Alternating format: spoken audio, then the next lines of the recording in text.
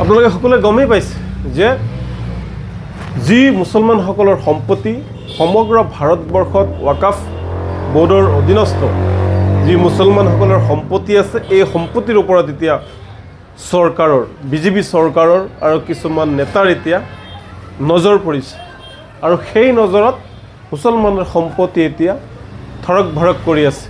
কোনোবা দিনা বিজেপি চৰকাৰে এই মুছলমানসকলৰ সম্পত্তি হজম কৰি দিয়ে, গিলি দিয়ে, তাৰ কোনো ঠিক নাই।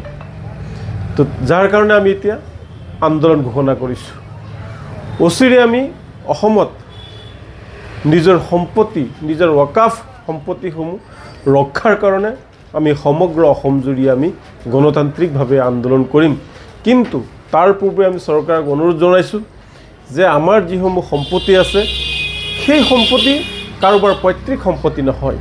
এয়া পূৰ্বপুৰুষৰ পৰা ক'ৰবাত মছজিদৰ বাউণ্ডাৰীত আছে, মছজিদৰ মাটি আছে, ক'ৰবাত মাদ্ৰাছাৰ মাটি আছে, ক'ৰবাত ঈদগাহৰ মাটি আছে, ক'ৰবাত আকৌ অনাথ শিশুসকলৰ কাৰণে ক'ৰবাত মাটি আছে, যিসমূহ ভাড়া দি বা যিসমূহ বিভিন্ন কামত লগাই মুছলমানসকলৰ যিসমূহ দুখীয়া মানুহ আছে সেইসকলৰ কল্যাণৰ কাৰণে তাৰ পৰা কাম কৰা হয়।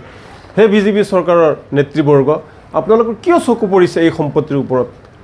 আপোনালোকৰ নজৰ ইমান বেয়া কিয়? কিয় মুছলমানৰ অধিকাৰ বাৰম্বাৰ আপোনালোকে কাঢ়ি ল'ব বিচাৰিছে? আজি পবিত্ৰ ঈদৰ দিনা নামাজ পঢ়ি আজি আমি কৈছোঁ আমাৰ সম্পত্তিৰ ওপৰত যদি আপোনালোকে নজৰ দিয়ে ওপৰ আল্লাই কিন্তু আপোনালোকক সদায় নেৰে। আমাৰ সম্পত্তিৰ ওপৰত এই অনাথ শিশুসকলৰ সম্পত্তি, মাদ্ৰাছা মছজিদৰ সম্পত্তি, ঈদগাহৰ যি মাটি এইসমূহত যদি আপোনাৰ নজৰ পৰে, যদি ৱাকাফ বোৰ্ডৰ যি আইন এই আইন যদি সংশোধন কৰিব বিচাৰিছে আৰু যদি আপোনালোকে তাক অধিগ্ৰহণ কৰিব বিচাৰিছে তেতিয়াহ'লে খুব ভাল নহ'ব। ওপৰৱালাৰ জৰিয়তে আপোনালোকৰ পাপ লাগিব আৰু আমিও বহি নাথাকোঁ। ঈদৰ দিনা ঘোষণা কৰিছোঁ, আমিও বহি নাথাকোঁ, আমিও গণতান্ত্ৰিকভাৱে আন্দোলন কৰিবলৈ সাজু হৈছোঁ।